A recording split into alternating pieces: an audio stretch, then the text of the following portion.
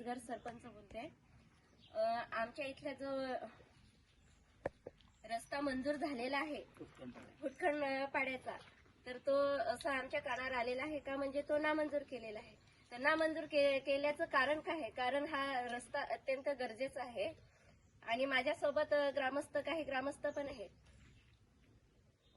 आणि पुढे शाळा आहे आणि 150-200 लोकांची वस्ती पण आहे.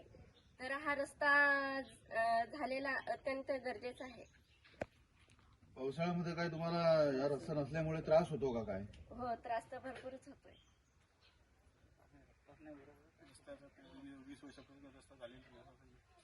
आणि हा रस्ता 20 वर्षापूर्वी पासून हा रस्ता झालेलाच नाही.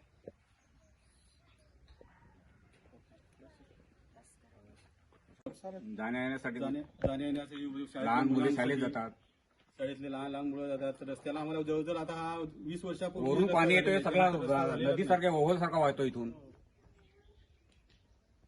पावसाळ्यामध्ये काय त्रास होतो तुम्हाला? पावसाळ्यामध्ये जाण्या येण्याचा त्रास होतो.